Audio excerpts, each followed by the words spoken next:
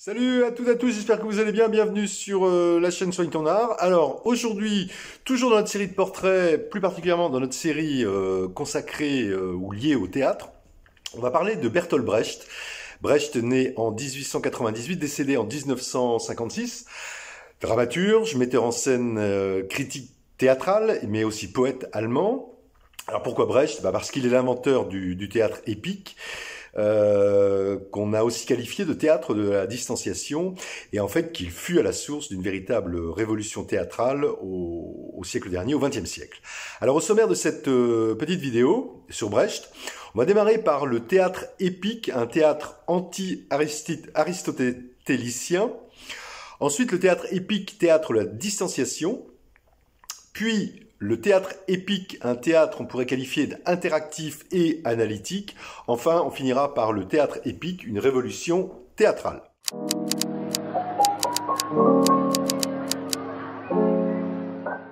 Alors, on a une petite introduction très rapidement en guise de, on pourrait dire, de petite biographie. Ce qu'on pourrait dire, c'est que Bertolt Brecht est né à Augsbourg en 1898, plutôt au sein d'une famille bourgeoise. Il était admirateur de poètes, notamment de Villon, de Rimbaud. Et Brecht va écrire en fait très jeune des poèmes, et à l'âge de 16 ans, en 1914, il va déjà publier on va dire un premier texte, même un premier petit recueil, puis il démarre des études de philosophie, puis de médecine en fait à Munich, mais il est mobilisé en 1918 en tant qu'aide-soignant dans un hôpital d'Augsbourg. Et en fait cet épisode va le marquer, on pourrait dire, durablement, et aura même une grande influence sur lui, mais aussi sur ses positions politiques, sur ses écrits, sur ses pièces de théâtre. En 1918 toujours, Brecht écrit sa première pièce de théâtre, Bâle, une pièce on pourrait qualifier de libertaire, puis il rédige de nombreux écrits pacifistes et anarchistes en fait. Puis en fait Brecht ne va plus cesser d'écrire des pièces de théâtre, dont notamment Tambour dans la nuit, Spartacus très connu, et puis Dans la jungle des villes. Par rapport à sa biographie, rapidement, ce qu'on peut dire, c'est qu'en 1924, il rejoint le Deutsches Theater de Berlin, dirigé par Max Reinhardt. Reinhardt qui est considéré comme l'un des pères de la mise en scène du théâtre moderne. Et c'est là, en fait, qu'il va rencontrer Helene Weigel, une actrice d'origine autrichienne qui va d'abord l'aider à monter ses pièces. Mais Weigel va devenir par la suite sa femme, et surtout ensemble, ils vont créer plus tard le fameux Berliner Ensemble, le théâtre brechtien, on pourrait dire.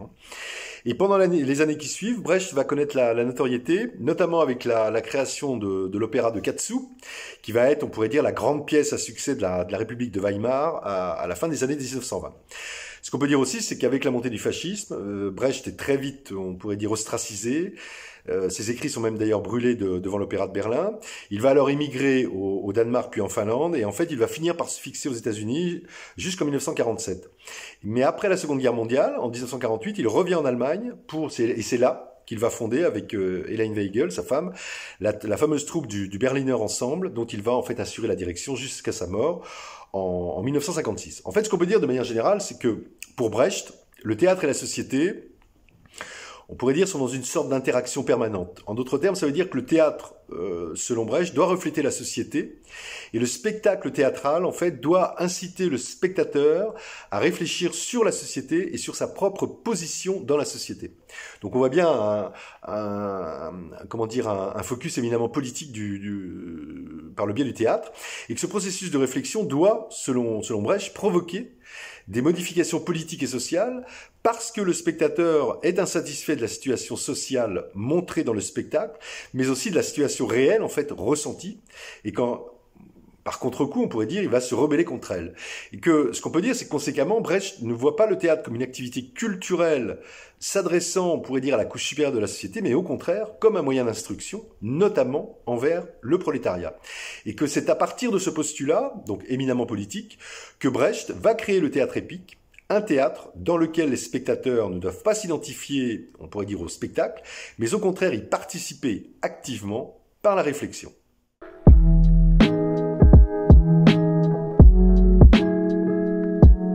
Alors le théâtre épique, un théâtre anti-aristotélicien. Ça veut dire quoi? Ça veut dire qu'avant de parler du théâtre épique de Brecht et de ses particularismes, il est peut-être assez intéressant de comprendre que ce type de théâtre s'inscrit en fait d'une certaine manière en opposition avec celui d'Aristote, en l'occurrence la tragédie telle que théorisée par le philosophe grec. Alors, très brièvement, rappelons à ce sujet que selon Aristote, le principe en fait de tous les arts est la mimésis, la fameuse mimésis grecque, que rapporté, on pourrait dire, au drama, au théâtre et à la tragédie qu'il va théoriser, Aristote postule que la tragédie est, selon lui, et là je vais le citer, l'imitation d'une action grave, entière, étendue jusqu'à un certain point, qui, en excitant la terreur et la pitié, admet ce que ses sentiments ont de pénible. Fin de la citation. Ça veut dire que plus largement, selon Aristote, il est essentiel que le public puisse s'identifier avec l'humanité des personnages mis en scène. Et que c'est pourquoi il faut des acteurs qui jouent des personnages qui respectent ce qu'il appelle le juste milieu, si on souhaite instruire les spectateurs dans le domaine moral. Ça veut dire que sur un plan théorique, le but de la tragédie d'Aristote est à la fois, on pourrait dire, de provoquer une catharsis chez les spectateurs, mais aussi en fait de permettre une forme d'éducation morale. Et qu'on pourrait dire plus simplement, ou dit autrement, que la tragédie d'Aristote, en fait, vise à faire ressortir chez les spectateurs les émotions que les personnages ressentent sur scène. Donc, on pourrait dire, c'est plus donc chez Aristote une affaire de compassion plutôt que de rationalité. À savoir que la tragédie d'Aristote, on pourrait dire plus largement le théâtre classique, suggère, mais n'argumente pas. Et qu'en définitive, la tragédie telle que théorisée par Aristote est un théâtre plutôt d'identification qui provoque et qui conditionne la catharsis.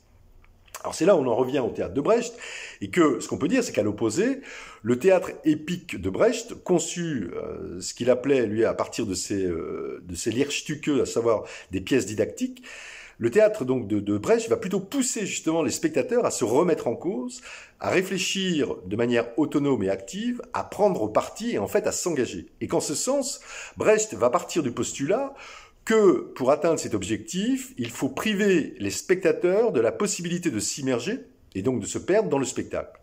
Et que les spectateurs doivent être capables d'entrevoir et de déchiffrer ce qui se passe sur scène, en fait, plutôt par eux-mêmes. Et donc, ça veut dire que la fameuse illusion du spectacle n'a alors plus sa place, et même, on pourrait même dire que l'illusion est enlevée. Ça veut dire qu'en d'autres termes, selon Brecht, il faut absolument éviter que la pièce de théâtre suscite une sorte de compréhension automatique chez le spectateur. Et donc, en définitive, Brecht cherche à amener les spectateurs à prendre pleinement conscience, à réfléchir, à penser et en fait, in fine, à agir. Alors, précisons cependant que Brecht lui-même ne concevait pas son théâtre épique comme opposé au théâtre dramatique. Mais selon lui, il n'y a pas d'opposition systématique entre son théâtre et celui d'Aristote, mais plutôt ce qu'il appelle des glissements d'intonation.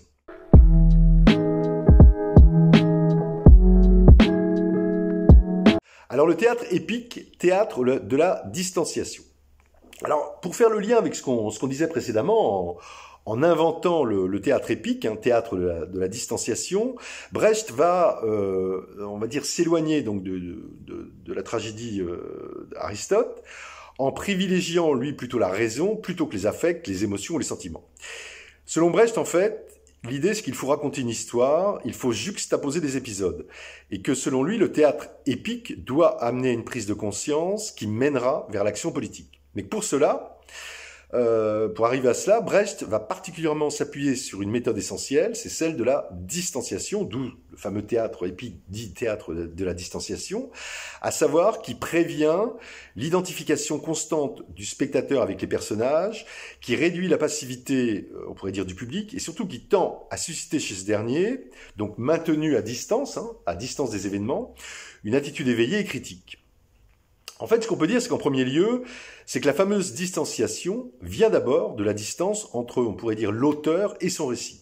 Ça veut dire qu'à travers son théâtre, Brecht ne prétend pas montrer une action dans sa progression, mais plutôt en fait un récit à travers une série de tableaux, on pourrait dire indépendants, dont le contenu est même annoncé, c'est ce qu'on verra tout à l'heure d'un point de vue un peu technique, ce qui annule toute curiosité, donc ça veut dire que l'intérêt en fait se situe ailleurs.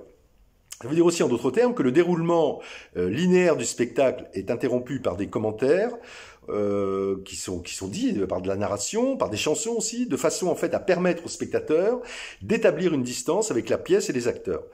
Le décor aussi et les costumes peuvent aussi contribuer à, on pourrait dire, à renforcer cette distance.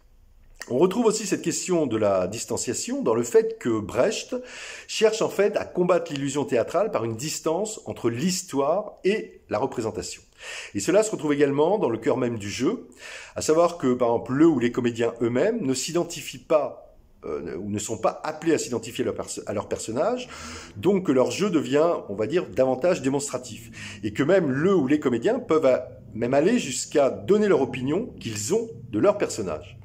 Enfin, ce qu'on peut dire aussi, c'est que la distanciation va se retrouver dans la distance entre la représentation et le spectateur, qui ne doit pas non plus s'identifier au personnage. Selon Brecht, l'objectif est que le spectateur doit éprouver, on pourrait dire, de l'étonnement, il doit garder une attitude critique, il doit construire le sens de la pièce, en fait, arriver à des conclusions personnelles sur ce qu'il voit et sur ce qu'il entend. Et qu'en ce sens, la distanciation doit permettre au spectateur de devenir, en fait, en quelque sorte, un acteur même de la pièce.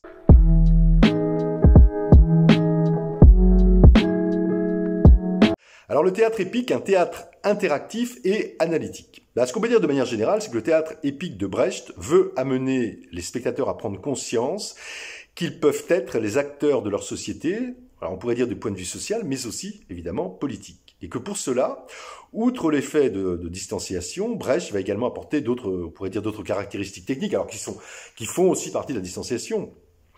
Alors, il y a déjà, d'un point de vue du décor, la machinerie de la coulisse qui est souvent visible, mais aussi le processus de restructuration de la scène qui n'est pas caché. On pourrait aussi citer comme autre caractéristique du théâtre épique, c'est que l'action se passe souvent dans un lieu et une époque différents de ce à quoi le public est habitué. Un autre élément essentiel, c'est l'allocution directe des acteurs au public. Enfin, on pourrait dire de manière alors très évidente, très ostentatoire, c'est qu'au début de chaque acte, un résumé de ce qui va suivre est soit récité par un acteur, soit introduit sur une pancarte, encore, soit visualisé par une projection. Et la question que le spectateur n'a alors plus qu'est-ce qui va se passer, mais plutôt comment cela va-t-il se passer. Ça veut dire que on voit bien que le spectateur est alors mis en situation d'analyser l'action sur scène et d'en faire en fait une critique lui-même. Il se retrouve donc confronté avec les événements de la pièce et se sent poussé, on pourrait dire d'une certaine façon, à délibérer de manière rationnelle et non émotionnelle, comme c'est justement le cas dans le théâtre d'Aristote.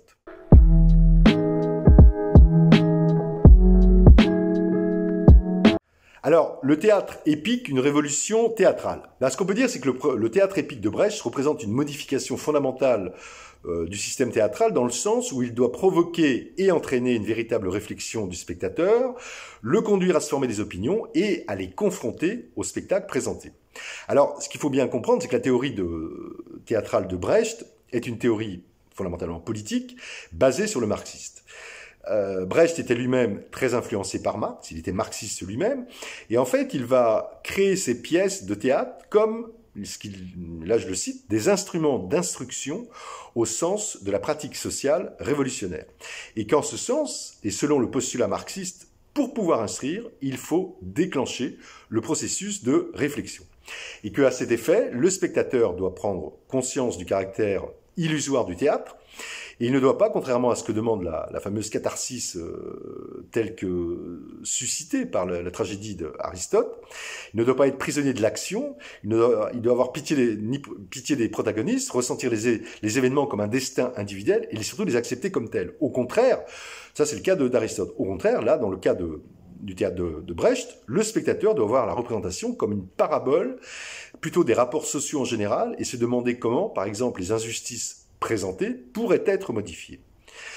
Ce qu'on peut dire aussi sur un autre plan, c'est qu'en s'inspirant de nombreux types de théâtre, notamment le théâtre chinois, le théâtre japonais, mais aussi du théâtre occidental du Moyen-Âge, Brecht, en fait, va théoriser l'effet, on pourrait dire, d'étrangeté à travers l'effet de distanciation, mais aussi en jouant sur la notion d'historisation, à savoir en jouant sur l'effet littéraire qui permet de poser les situations dans leur singularité, on pourrait dire historique, ainsi que la mise en évidence de contradictions ou des contradictions du texte lui-même au sein de la pièce, mais aussi du jeu d'acteur, d'une double énonciation, de l'utilisation du chant, mais aussi du décor, ou d'une narration discontinue séparée par des commentaires notamment. En définitive, ce qu'on peut dire, c'est que Brecht va viser en fait un théâtre, on pourrait dire analytique, qui incite le spectateur à une réflexion donc distanciée et au questionnement. et que dans ce but, il distancie et désillusionne intentionnellement le spectateur pour rendre évidente la différence entre le spectacle et la vie réelle. Et que pour cette raison, le théâtre de la distanciation de Brecht va chercher à provoquer un effet d'étrangeté. Et d'ailleurs, à ce sujet, et pour étayer son théâtre, Brecht dira lui-même, et là je le cite, « Sous le familier, découvrez l'insolite ».